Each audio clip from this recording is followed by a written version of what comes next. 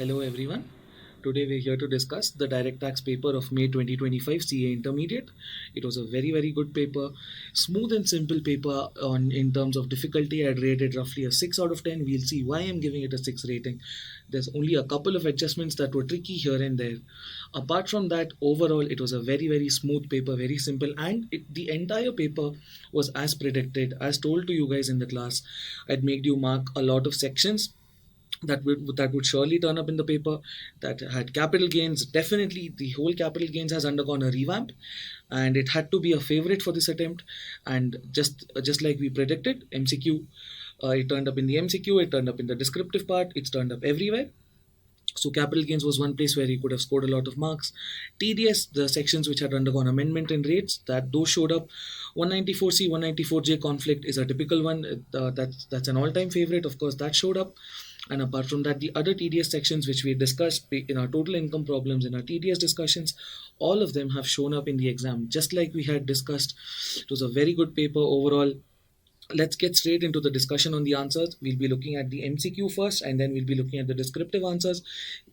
And this is not an overview of the paper. These are detailed solutions. I'll also tell you where students typically go wrong, how you can correct those mistakes, what provisions were tested thoroughly, what nuances the institute has tried to test, and how the institute has done a wonderful job in integrating practical life thought processes into the MCQs. So let's start off directly with our MCQs, directly with our questions. Right, so MCQ number 1, this is the MCQ part of the paper. The first one says, Mr. Satya, aged 59 years, resident Indian, opting for optional tax regime. Optional tax regime now means the normal provisions of the Act. Fine. Provides the following information. Profit from specified business eligible for deduction is 6 lakhs. See, it's a profit. If my specified business has a profit, I am not worried for set-off. If specified business has a loss, then I have to worry about the rules of set-off. Then, loss from trading of equity shares 50,000. Commodity derivatives 75,000.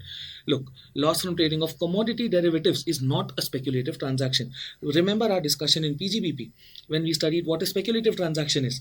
When you have a contract ultimately settled otherwise than by physical delivery of the commodity or the scripts, is a speculative transaction, but it had 5 exceptions, 5 transactions which are not deemed to be speculative transactions. And trading of commodity derivatives on a recognized stock exchange with the use of an electronic terminal, etc., was one of those transactions. So this is not a speculative transaction. This is a speculative transaction. Loss from speculative business can only be set off against income from a speculative business. We'll see it in detail. Loan of 40 lakh from SBI for purchasing of a house. Certain interest rates and IFHP questions will come from here. We'll have a look at them. Loss from betting on horse race. This is not a loss from the activity of owning and maintaining of racehorses. Please note, it's a very different transaction. Loss from the activity of owning and maintenance of racehorses is different. It's a business. And loss from betting on horses, this is fully different. This is, if the SC would have income here, it would have been casual income. This is a betting loss, a gambling loss, not a business loss. What would we do with this loss of 25,000? Nothing. We would ignore it. Very good. Okay, so now based on the above information, answer the following MCQs. So let's go ahead and discuss these MCQs. We have PGBP, income from a 35AD business of 6 lakh rupees minus loss from trading of commodities. Please see here, it is not a speculative transaction, of 75,000 gives us PGBP income of 5,25,000 rupees. This is just the PGBP part of the income. We'll also be looking at the other heads of income that are covered here. So, PGBP income of 5,25,000. Then, look, if we read the transaction related to IFHP, we see loan of 40 lakh from SBI for purchasing a house. Stamp duty value is 42 lakh. And in Jan 2022, so if the assessee receives a loan to buy a house property where stamp duty value is what? Less than 45 lakh rupees. The assessee gets a deduction here under section 80 EEA. This deduction is available to the assessee up to 31st March 22. The assessee has made the purchase before the due date itself. He has let out this house in Feb 24. Please note, it's Feb of 24. 23-24 is not our relevant previous year. The assessee has rented it out in Feb 24 means throughout the relevant previous year 24-25, the property is a let out property at 15,000 per month. He has paid 1,60,000 against principal and 4,40,000 against interest. Now, with regard to this interest, the assessee will get two deductions. One, he will get a deduction under section 24B, interest on borrowed capital. Second, he will get a deduction under section 80EEA. Condition is he cannot claim double deduction for the same amount. Okay, in respect of one expense, he will get deduction under both the sections, but he will have to forego deduction under one of the sections if he's claiming it under the other one. We'll see how the assessee will now split his total interest deduction into both the sections so he can end up claiming the maximum deduction possible. So when you read this transaction, please tell me the gross annual value of the house. There is no municipal tax, no fair rent, municipal value, standard rent, actual rent. We have only actual rent here, 15,000 per month into 12 is 1,80,000. Interest 4,40,000. Before giving standard deduction also, I can tell that this assessee will have a loss under the head income from house property. If there is a loss under the head income from house property, the maximum set off allowed for such loss is 2 lakh rupees. The maximum set off that the assessee can claim as an inter-head adjustment, inter-head as in adjustment of loss from one head of income against income of another head of income, is rupees 2 lakhs. This is only under the old regime. Under the new regime, IFHP loss cannot be set off against any other head of income at all. So we know that the maximum loss he can set off will be rupees 2 lakhs. Hence, why should I not back work my income from house property starting with a loss of 2 lakh rupees? Yes, please pay attention what I'm trying to say here. Why should I not back work my IFHP such that I get a negative 2 lakh rupee income in the head under the head IFHP? Yes, with this what happens is I will get to set off the entire loss, plus I will not have to worry about carrying it forward. And next year, what happens if I carry it forward? I cannot set it off against any other head of income. I have to set this loss off only and only against IFHP income. So, in order to save myself from this hassle, let me arrive at my IFHP such that it is a loss of 2 lakh rupees. That's what I have done here. This background is very important to understand the answer options. This is a very, very practical question. This is how practical direct tax works. This is how practically, in a very legal manner, in a very ethical and honest manner, tax planning can be done so that the assessee can receive full benefit that the law wants to provide to the assessee. Okay, please see here, net annual value of the house property will be 1,80,000. Why am I starting with net annual value? Because we have no municipal tax to be deducted. We say gross annual value minus municipal taxes actually paid equals net annual value. We have no municipal taxes, so I've started directly with net annual value. These are MCQs. We don't have to structure them very well. We just have to arrive at the correct answer and we have to understand them. So that's the focus here. From this net annual value, we have deduction under section 24A, a standard deduction of 30%, that's 54,000, minus interest on borrowing capital. Please see, this is a balancing figure. This is a balancing figure. I first wrote that I need a loss of 2 lakh rupees in IFHP, and then I said, out of my 4,40,000 rupees interest on borrowed capital, how much should I deduct? This is a balancing figure. This is a balancing figure, okay? So, I should deduct 3,26,000 rupees to arrive at a net IFHP loss of 2 lakh rupees. Sir, why like this? Wait, I'll tell you. IFHP loss becomes negative 2 lakhs. Fine. Horse race loss related to betting or gambling. The assessee cannot set it off against any head of income. He cannot carry it forward. This is just a loss. As it is, it's a loss. It has to be forgotten. Fine. The loss related to equity shares is a speculative loss. It can only be set off against income from a speculative business.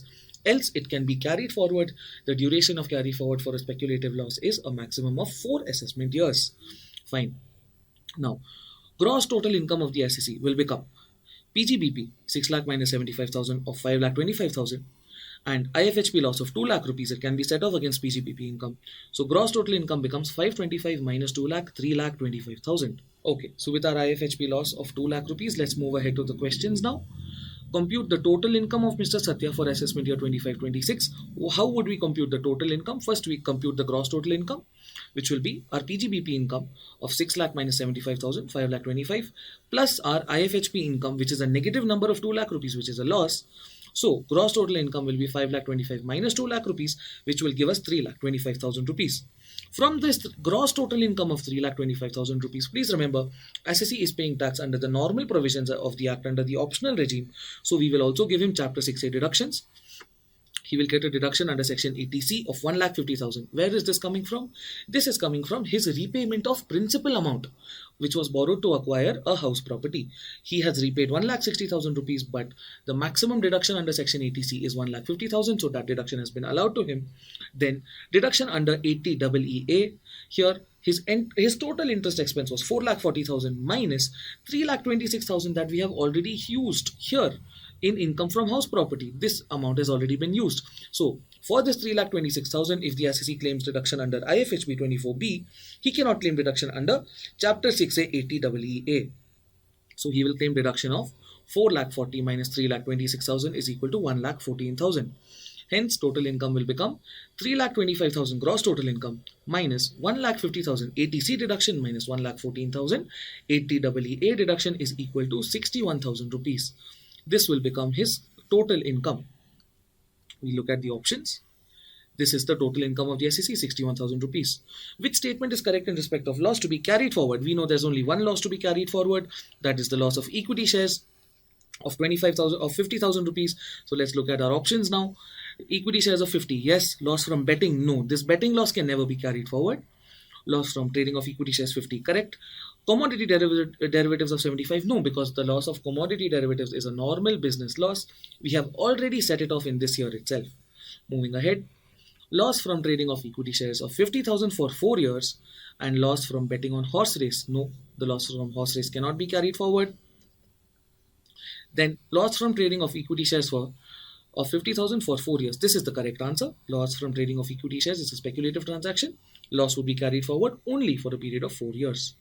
What shall be the gross total income? We have already calculated this. This is 3,25,000 rupees. This is 3,25,000 as we calculated here. This is the gross total income of the SSE. That was a very simple MCQ. The practical adjustment where you had to backwork the IFHP that you want to arrive at so that you can claim the maximum benefit that the law actually wants to provide is an extremely practical point. And kudos to the institute for including that here, because this is exactly what we need in our upcoming chartered accountants. A lot of practical oriented mindset, the desire and the curiosity to apply the law to the real world scenarios and not to just mug it up and then write an exam on it. It's a very good question. It's a very good adjustment. It's a smart one. It's one of the good questions in this particular paper. Fine. So we move ahead now. We'll move on to our next question. On 18th June 2024, unexplained money of 30 lakh rupees under 69A was detected with Mr. Mahesh. Expense of 10 lakh were incurred to earn the income. He has a brought forward loss of 4 lakh rupees. Amount of income tax payable shall be. This is a very, very, very straightforward question. So this is governed by Section 115 BBE. Section 115 BBE very clearly requires that whenever you have such item of unexplained expenditure, unexplained income, unexplained investments, amount lent or received on hundi, all of these items, no deductions would be allowed while taxing these incomes. No set-off would be allowed, no basic exemption would be allowed, no expenditures would be allowed, none of these benefits will be available. They will be taxed at a rate of 60% plus a surcharge of 25% plus the health and education cess, of course, of 4%. This gives you an effective rate of 60 plus 25, 75% plus 4, 78%. So the entire 30 lakh rupee income would be taxed at 78% flat, no deductions, no basic exemption, no set-off of losses, nothing, giving you a tax of 23,40,000 rupees. So here, this is our answer, 23,40,000 rupees of income tax on this amount. Then we move ahead. Mr. Shivam, a resident individual, has made the following payments to Messrs. ABC Limited to purchase overseas tour program packages. Here is a question on TCS. To purchase overseas tour program packages, Rupees 4 lakh was paid on 18th of May 2024 and 5 lakh on 11th of March 2025. These transactions are happening within the same financial year. Compute amount of tax required to be collected under section 261G, assuming he has furnished a valid PAN. Okay, it's fairly simple.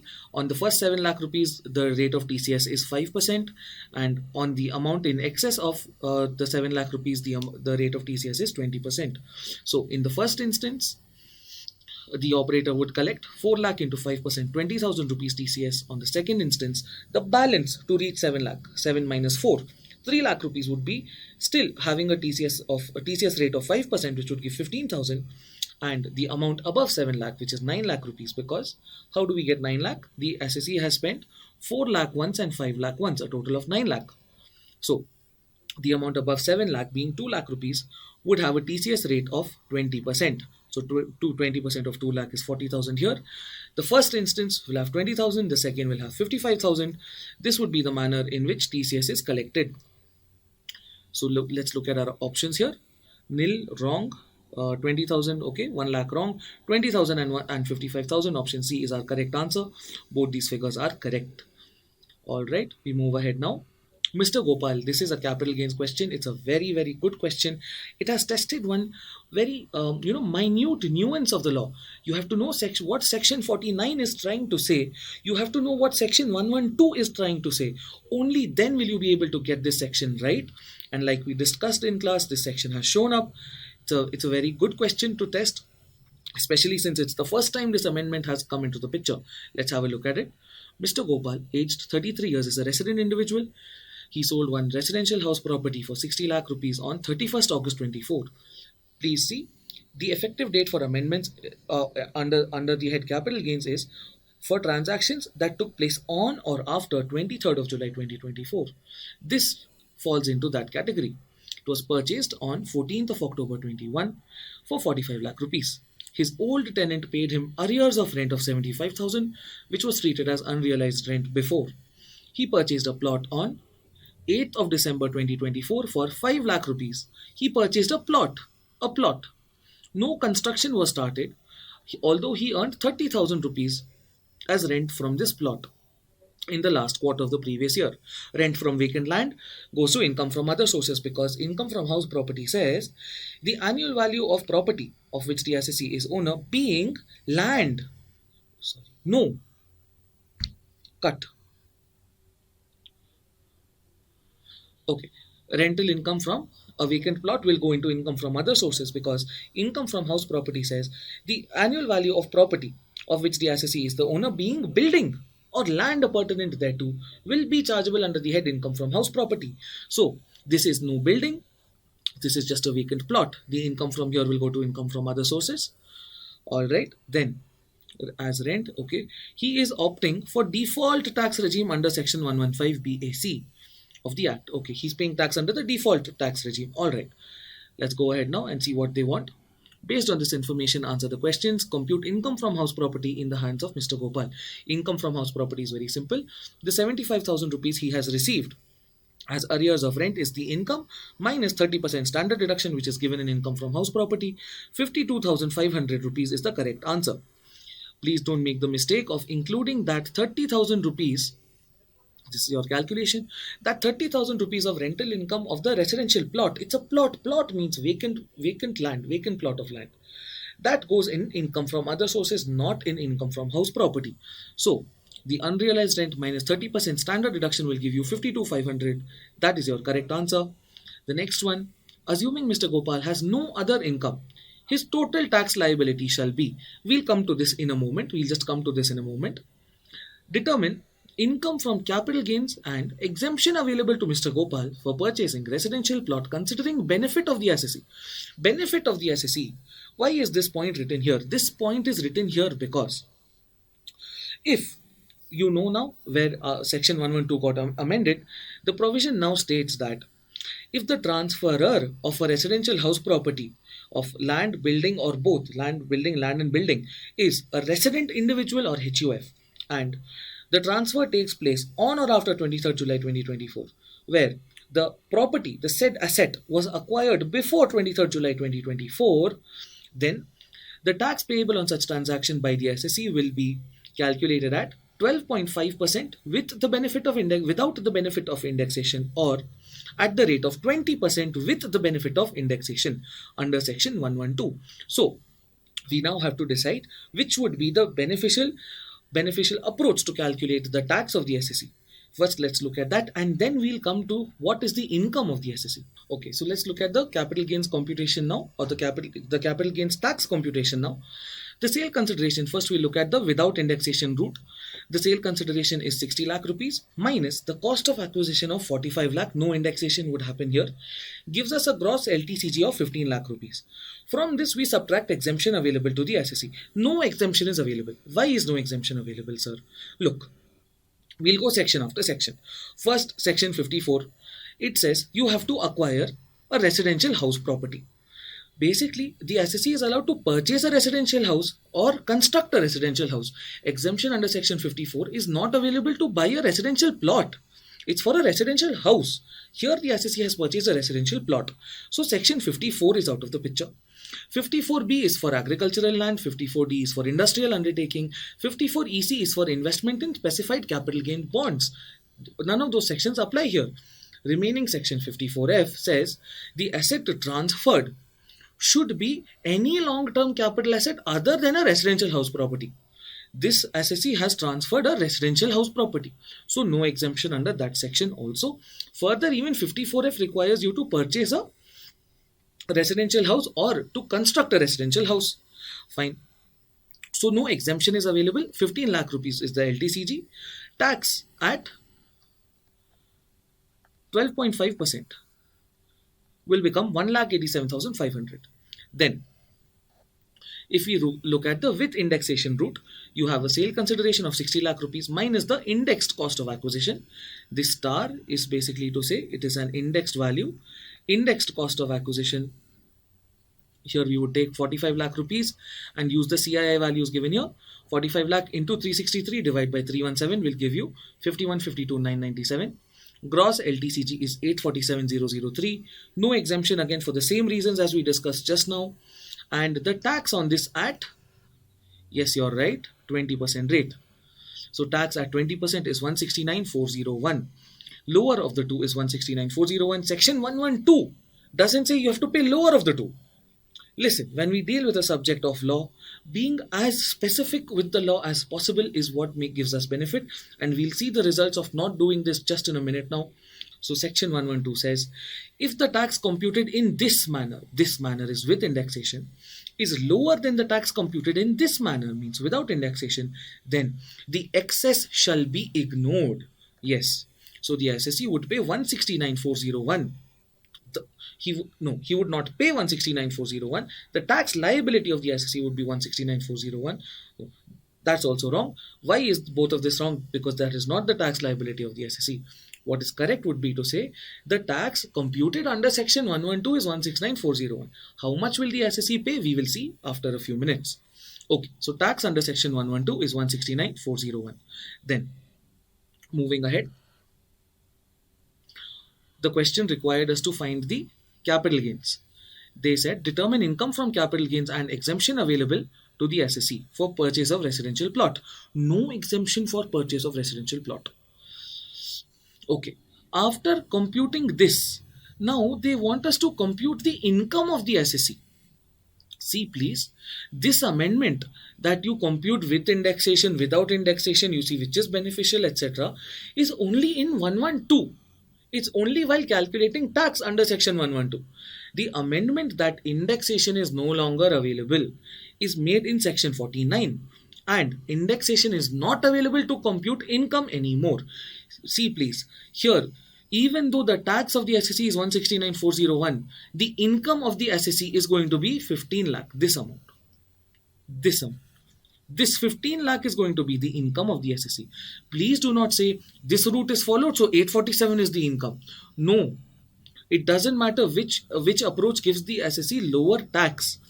If the transfer happens on or after 23rd July 24, indexation is not there for calculating income.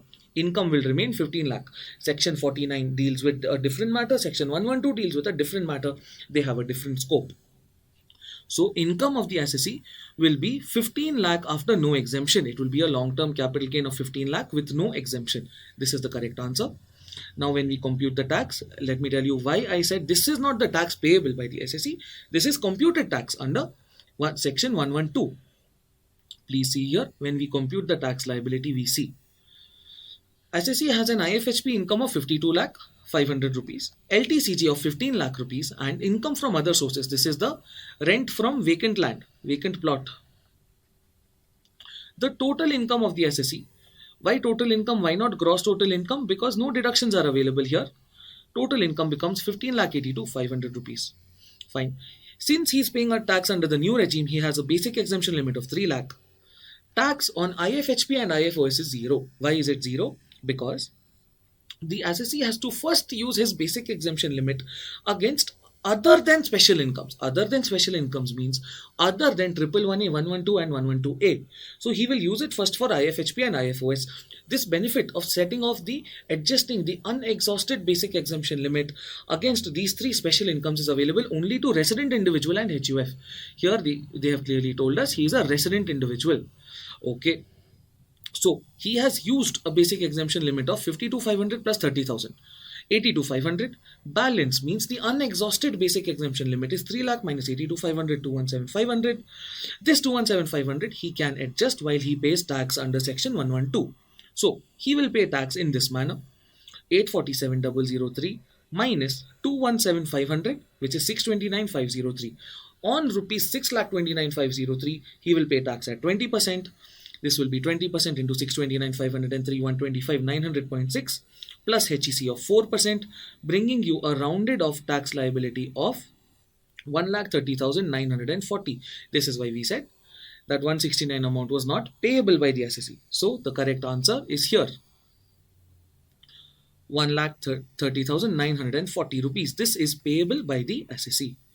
Very good MCQ again. Testing the nuance of law, testing the nuance between section 49 and section 112. Very, very good question. We move ahead now to our descriptive part. This was fairly simple, fairly easy.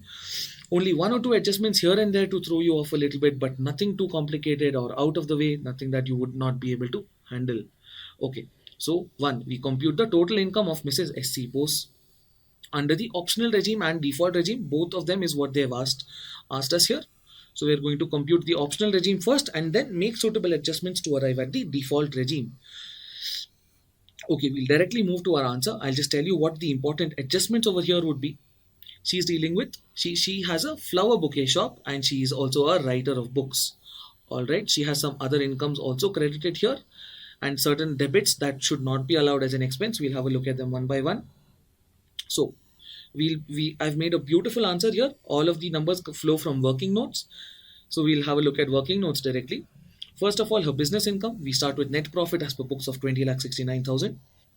Then income of different businesses of the assessee must be computed separately is what section 28 says. So we are computing the income separately now.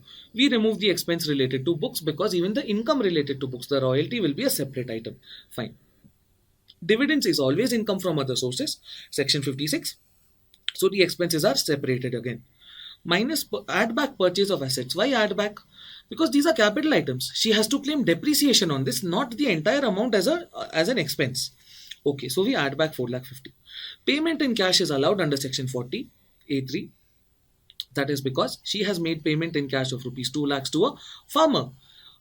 Payment to a farmer, a payment to a cultivator is one of the exemptions from the rule that payment in excess of 10,000 to a single person on a single day would be disallowed. So the entire amount is allowed to her as a deduction. No disallowance here. Deposit given of 2 lakh rupees is not an expense. It is currently debited to the PNL, so we add it back. She will get the refund of this amount later on. This is not an expenditure, so we add this back. Unreasonable payment to specified person. Brother is a specified person under section 48(2). So we say whenever the payment made to a specified person is unreasonable or excessive, we add it back, in the sense we disallow it. So she has paid 2,40,000.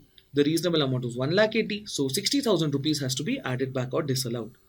Then we reduce certain items. Family pension is income from other sources.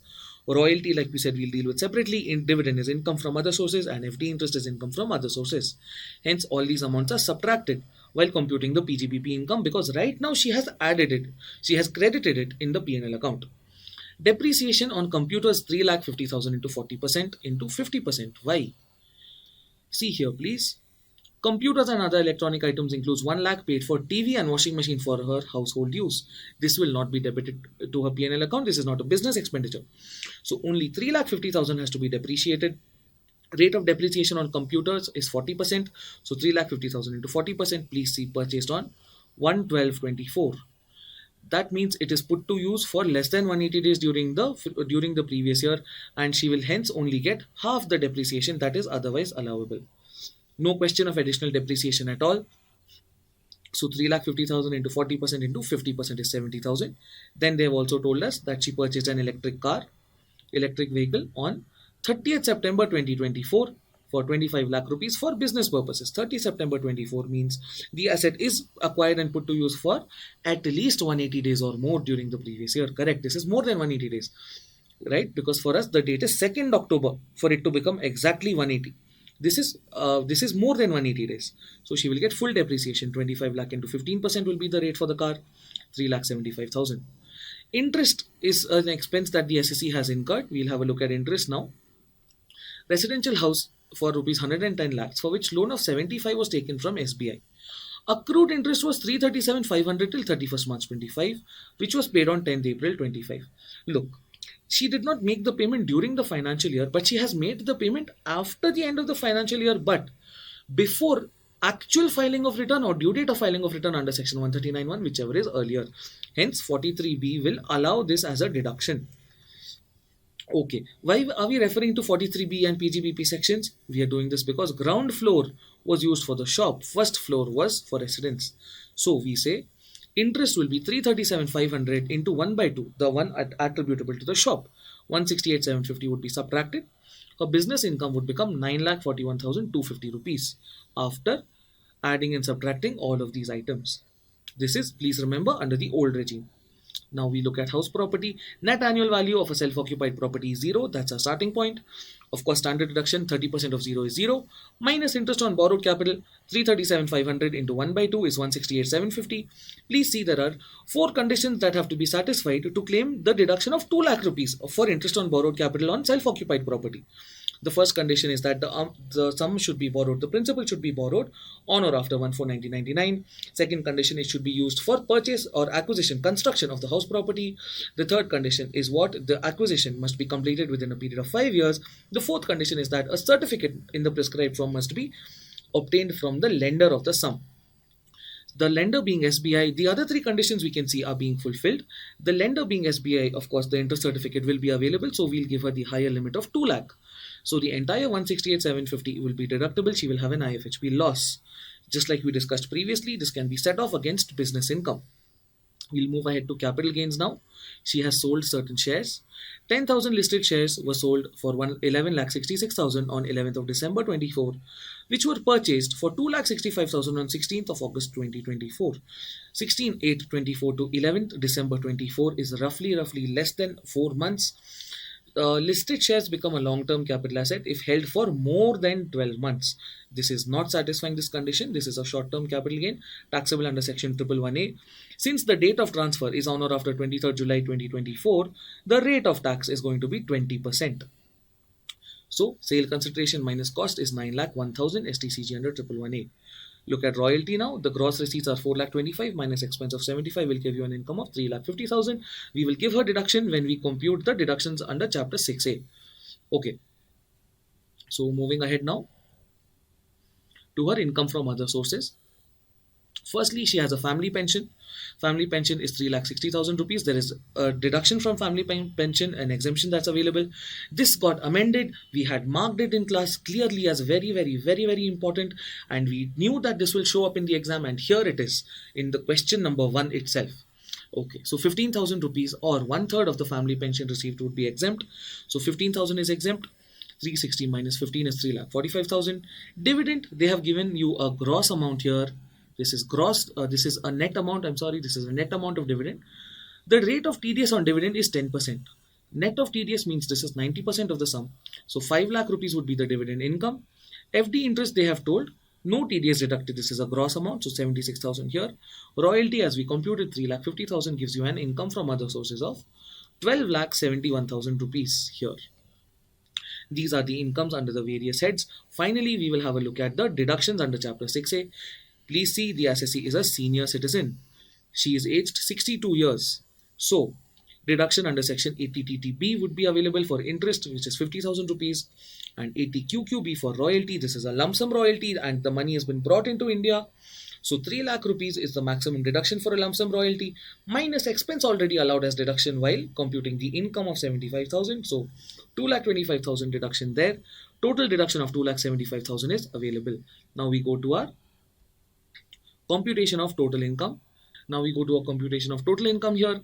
We see house property, a loss of 168,750 that we are going to adjust against business income of 941,250. Capital gains of 9,01,000, income from other sources of 12,71,000, and this gives you a gross total income of 29,44,500. From this, you give her a Chapter 6A deduction of 2,75,000. Total income rounded off under Section 288A is 26,69,500. This is the total income of the assessee under the old regime. Now we move to computing the total income of the assessee under the new regime. It looks like this. We'll make adjustments one head after another. The business income of the assessee under the old regime is 941,250. Disallowed would be one item, that is deduction under Section 35 for contribution to IIT. Please note, only capital expenditure and revenue expenditure on scientific research related to own business of the assessee is allowed under the new regime. Contribution is no longer allowed under the new regime, so 35,000 added back. Business income becomes 976,250. IFHP under the old regime, interest on borrowed capital for self-occupied property is allowed as a deduction. Under the new regime, it is not allowed. So we add back that 168,750 which we deducted, and IFHP becomes 0 for a self-occupied property. Then income from other sources under the old regime was 12,71,000, and we give a further deduction for family pension of 10,000 rupees. I'll be very, very glad to hear you people say that you remembered this because you had revised it so many times, because we had discussed that it will 100% show up in your exam. And here it is. The new limit under the new regime is 25,000, not 15,000. So we give a further deduction of 10,000, and income from other sources becomes 12,61,000 rupees. Capital gains 9,01,000 remains the same. Deductions available under the old regime become 0 under the new regime. As of now, we have to know only 3 deductions are available under both regimes: ATCCD2, ATCCH2, and ATJJAA. She has none of these 3, so her deductions become 0. Total income would be under the new regime the sum of these items of 31,88,250. Sorry, 31,38,250, which is also rounded off under Section 288A. Please note, if they would ask you for tax, then since she has 80 QQB deduction, you would also have to bring AMT into the picture. AMT would come into the picture. Okay, but tax has not been asked, only income has been asked, so we stop here. This is just for your additional information, that is all. We stop here at income. We'll move ahead to the next question now. Okay, state with reasons whether income chargeable to tax, whether income is chargeable to tax in India for the following in the independent situations. Okay. The first one, Mahesh received dividend of 7 lakh declared and paid by foreign company outside India. Dividend declared in respect of shares which derive value substantially from India, resident and not ordinarily resident. For our NOR, only 3 incomes are taxable in India, or 3 categories of income are taxable in India. First of all, income received in India or deemed to be received in India. Second, income accruing arising in India or deemed to accrue arise in India. And finally, income from a business controlled from India or a profession set up in India. This is neither of the 3. This is not taxable here. Why? Sir, income from shares which derive their value substantially from assets situated in India, there only the shares are deemed to be located in India. Capital gains from them will be deemed to accrue arise in India. Dividend from such shares, as is clarified by the circular of CBDT, is not taxable in India. It's not deemed to accrue arise in India. It's a nuance of law tested once more. It's a very good question. The second one, Mr. Shivansh, a non-resident in China, has deposited 16 lakh with ABC Limited Indian Company on 1 September 24. Interest at the rate 12% per annum is received in China. Look, interest royalty fees for technical services, when are they taxable in India? When are they deemed to accrue arise in India? If paid by Government of India, it is deemed to accrue arise in India. Then, second, if paid by a resident, it's always deemed to accrue arise in India unless used for a business or profession outside India. So this is paid by a resident. No indication that it is used for a business outside India. This is taxable in India. Then, same three items, interest, royalty, fees for technical services, are, if paid by a non-resident, is not deemed to accrue arise in India, unless specifically the law provides, unless it is used for the purpose of business or profession in India. See, here you have Mr. Ramesh and Sunil, both are non-residents. So Mr. Sunil is paying royalty to Mr. Ramesh. This would not be deemed to accrue arise in India unless used for the purpose of business or profession in India, and it is used to create products in India, used to develop a new product in India. Then this also becomes taxable in India. That would be the tax treatment of all these three transactions here. We'll move ahead to our next question. Next question is on TDS. Just like we discussed, 194 IB is here. Okay, discuss the applicability of TDS. Marks Pictures Limited is a movie and short films production house. Okay, so and so is the turnover, 15.22 crores. Solar Varanasi also produces short films. It has produced a short film, namely Mahakumbh. On 16/10/24, Marks Pictures acquired television rights. It acquired rights in consideration of 52 lakhs. What will happen? TDS is applicable here. You have one section 194C where one person, the broadcaster, specifies to the director or the producer what type of movie or what type of film, what type of TV serial is required, and the latter produces it as per the specification. This is a work. This falls under the definition of work for 194C. Here there is no work. Here work has not happened. The movie is already produced. Already produced. No work is going to be happening here. This is not taxable. This is not, the TDS is not deductible under section 194C. But television rights of the short film are being transferred. Television rights would bring in royalty. Please note, TDS under section 194J is available, is applicable to cinematographic films. If you look at certain case laws and what is meant by cinematographic films, the courts have clearly told short films just by the duration will not become cinematographic films. A cinematographic films is one where it is made for public use, in the sense not just for you to watch. It is meant for the general public to watch, and it is meant for commercial exploitation, in the sense it's to be used for business. This satisfies the condition to be a cinematographic film. The payment satisfies the definition of royalty. So TDS under section 194J would be applicable here at the rate of 2%. If you see, royalty for cinematographic films under 194J are have TDS applicable at 2% if the amount exceeds rupees 30,000. This exceeds rupees 30,000. So royalty, so TDS under section 194J is applicable. Then the second transaction, rent. Mr. Mayank, salaried individual, paid rent for residential house at Mumbai to the owner in the following manner. TDS under section 194 IB is applicable to this transaction. The rate the rate applicable in this section on and after 1st October 2024 is 2%. Earlier it was 5%. So the individual would have to deduct TDS under 194 IB from the rent of the last month only, not every single month, just from the rent of the last month at the rate of 2%. Fine. We'll move ahead to our next question, computation of salary. So computation of total income for Mr. Sandeep. It has salary and house property. It's a very, very simple question here. Let's have a look at it. So Mr. Sandeep is in Mumbai. Okay, it's a private limited company, not government. Furnishes following information. Basic salary is 55,000 rupees per month and commission is 2,500 per month. Company owned accommodation is provided in Mumbai. Furniture costing 2,40,000 was also provided. Okay, great. And then there is a loan. There is going to be perquisite of a loan at concessional rate.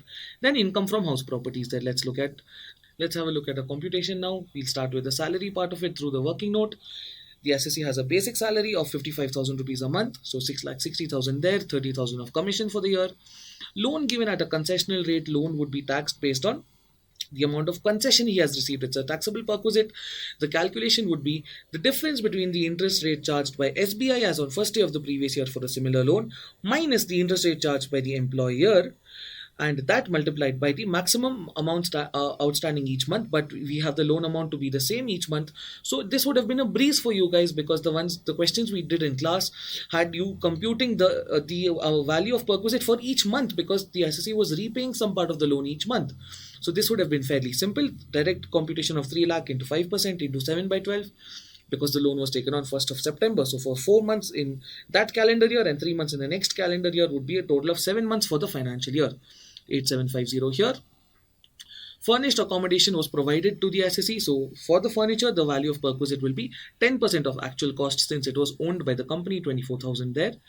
For accommodation, since the accommodation is in Mumbai, now definitely the population of Mumbai is more than 40 lakh, more than 40 lakh.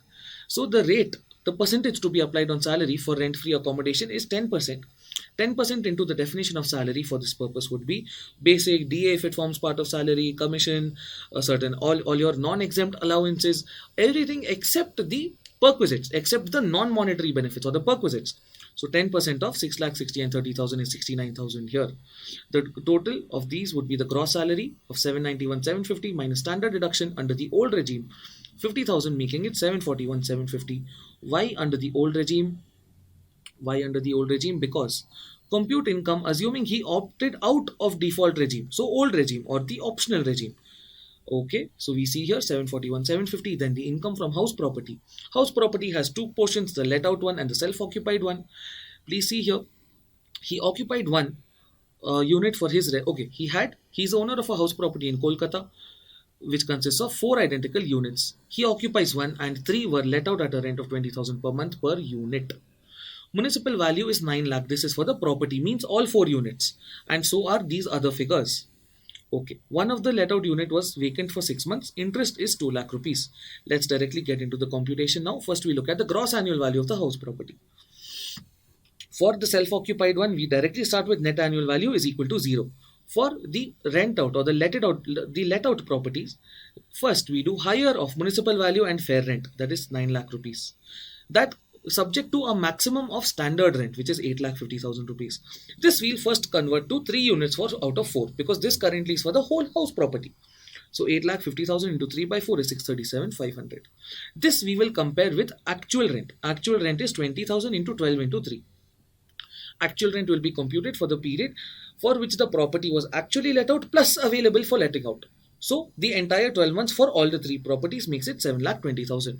Higher of the two is 7,20,000 will be the amount before the gross annual value. From this you subtract loss due to vacancy, 20,000 rupees per month. For 6 months for 1 unit, 1,20,000, you get a gross annual value of 6 lakh. Okay, another approach to towards the same thing is to first compute this as the actual rent, 6 lakh rupees, and say compare with 637,500 and say if the actual rent is lesser than 637,500, the reasonably expected rent due to vacancy, then 6 lakh will be taken, else 637,500 will be taken. Here vacancy is the reason, so 6 lakh will be taken. Both approaches are the same, they are correct, they lead you to the same answer. So 6 lakh will be the gross annual value for the let out properties. Okay, minus municipal tax paid is 20% of municipal value, 20% of 9 lakh into 3 by 4, because 9 lakh is again for 4 units. So into 3 by 4, 1,35,000 gives you a net annual value of 4,65,000 minus standard deduction at 30%, 139,500, interest on borrowed capital.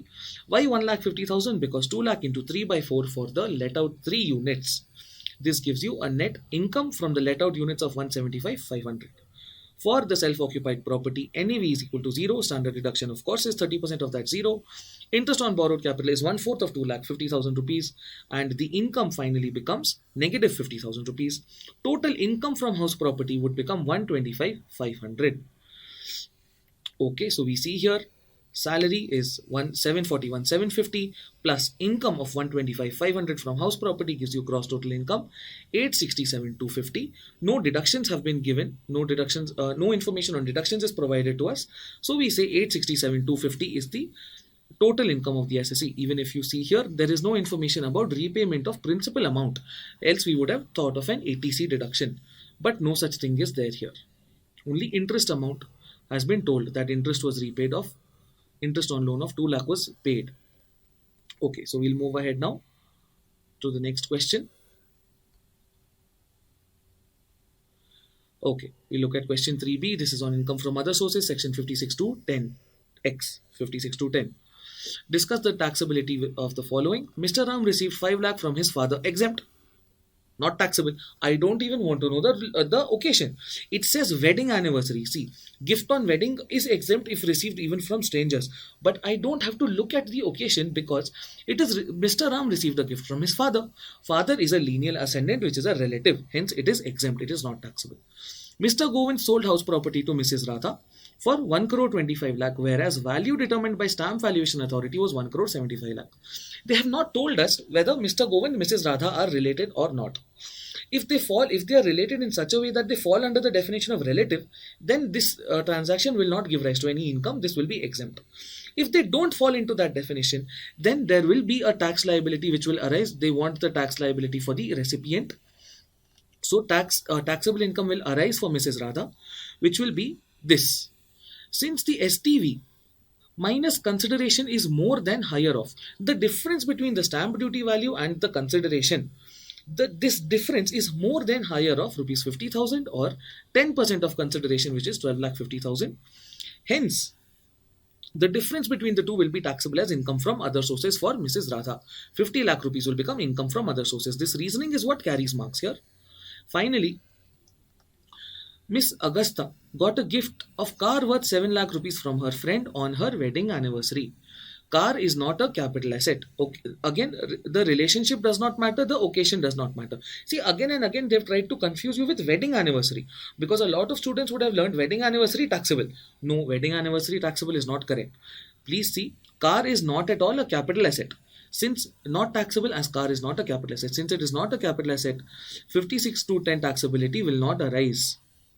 Hence, this is also not taxable. None of the first one and third one are not taxable. The second one, if they are not related, is taxable. If they fall under definition of relative, it will again not become taxable. Fine. Question 4a. Mr. Sanju, an individual aged about 32, furnishes these details. Loss from futures and option. Again, this is not a speculative transaction. Profit from restaurant business 2,21,000. We will set these off. Share of partnership firm is exempt under section 10(2)(a). They've given a percentage share. Let's see why. His salary computed is 3,15,000. Interest for self-occupied property is 175. Which regime? Compute total income if he exercises the option to shift out. Okay, he's shifting out. Also state losses eligible to be carried forward. He's shifting out of the default regime, so interest will be deductible. Principal paid ATC deduction will be available. STCG is 82,000. LTCG under 112A is 1,10,000 and LTCL is 68,000. Please see, this says computed salary. 112A does not say computed. Okay, that means he has a 1,25,000 exemption when we compute tax. Means that exemption will still be available to him. Net, please tell me, on this 1,10,000, will he pay any tax? He will not. You only pay tax under section 112A if the amount crosses 1,25,000 on the additional amount. Here he will not pay any tax. Why should I set off this item here? Why should I set it off? This 68,000 is available for carry forward. Why should I set it off against income on which I will not be paying any tax only? I will not set it off. This is also a very practical point. SSEs are allowed to do this. This is very, very practical in nature. His wife received salary of 2,40,000 from partnership firm Excel and Company. See, Excel and Company, where she's an accountant. She does not have any qualification. Clubbing of income should happen. Okay, the spouse is receiving salary or remuneration from a concern in which the other spouse has substantial interest, does not have substantial interest. No, clubbing will happen only if the assessee, who is he? Mr. Sanju, would have substantial interest. Substantial interest starts at 20%. Okay, here substantial interest does not exist. Clubbing of income will not happen. This information ignore, but not ignore. Write a note and then ignore. He paid 21,000 for medical insurance, 9,000 for preventive health checkup. ATD deduction will be available. Brought forward speculative loss is 26,000. This is the third year. He can carry it forward for one more year. Brought forward short-term capital loss 52,000. This is the fourth year. Okay, let us now compute his incomes. Computation of his total income. House property will give him net a negative loss, a loss of 1,75,000, which we will adjust against salary. Salary income 315 minus IFHP loss 175, maximum of 2 lakh is adjustable. So the actual salary income becomes 1,40,000. Business income from the restaurant is 2,21,000. Share of profit is exempt. Loss on derivatives, which is not a speculative transaction, is 75,000 rupees, which will be adjusted here. Business income becomes 1,46,000. Capital gains under section 112A is 1,10,000.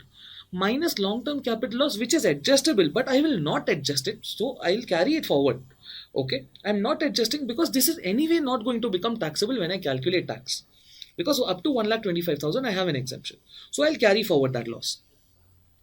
Short-term capital gain is there of 82,000. Here we have a short-term capital gain 82,000 and a brought forward short-term capital loss 52,000. So we'll adjust that here. Short-term capital gain that is taxable would become 30,000. Taxable long-term capital gains would become 1,40,000. Gross total income, sum of the above 4,26,000. Minus Chapter 6A deductions. He has repaid principal on home loan, so 1,20,000 under 80C. Under 80D, 25,000 is the maximum limit because see, the assessee is only about 32 years old. Okay, other information about himself, his spouse, etc. is not there. Of course, we'll take a logical stance here. So the deduction under 80D will only be limited to 25,000 rupees, 21,000 for medical insurance premium, and 4,000 only will be available for the preventive health checkup. Anyway, the limit is 5,000. Entire 9,000 was not deductible only. So 21 plus 5,000 will become 26, but restricted to 25. That's why 21 plus 4, 25,000. So total 1,45,000 deduction. Total income will become 2,81,000 after rounding off. That's it. Very fairly simple and straightforward question. 2,81,000 is the total income. Now we'll tell them about the carry forward of losses. One loss that will be allowed for carry forward will be LTCL of the current year. This year it has arisen. For 8 assessment years it can be carried forward. This LTCL of 68,000 rupees. Speculative business loss, this is the third year. For the speculative business loss, this is the third year. So speculative business, one more assessment year is available. So it can be carried forward for one more assessment year. Then the short-term capital loss has already been adjusted. There is no other loss to be carried forward. House property also, the loss on derivatives also we have already adjusted. And house property also we have already adjusted. There is no other loss to be carried forward by the assessee. That is it. All his losses have been adjusted and these will be available for carry forward for these durations. That's it. This question is solved. Very, very simple question, standard question. Finally, you have two questions on who is required to apply for PAN and also all the documents in which quoting of Aadhaar number is mandatory under 139 AA. You have a typical list. You can quote any of them. 139 Aadhaar number would be quoted in all correspondence communication where you don't have a PAN. And who is required to apply for allotment of PAN. Various list of assessees are available. You write a couple of them and 4 marks is safe. So this is a very, very simple paper. Not much complexity is there. Couple of adjustments are there in MCQs and descriptive questions which might have tempted you to overthink that particular adjustment or reconsider what treatment you want to give it. But apart from that, it's a very, very simple, a very rational paper. Good practical adjustments have been asked in a couple of places. It's good to push the students towards how the knowledge of tax has to be applied practically and not just treated as a theory concept. So it's a very good paper overall, not at all complicated. Very much of the paper has been expected due to all of the amendments that have happened, and I hope all of you would have done really well. Best of luck to you guys for the remainder of your exams. If your group is done, if you're writing just group 1, congratulations for getting through your exams. Take a good break, continue studying, whether it's inter, whether it's final. Best of luck to you for your journey. And for those of you who are continuing with your group 2 exams now, ace them, do very well and score brilliant marks. I'll see you later. Best of luck to all of you. Thank you.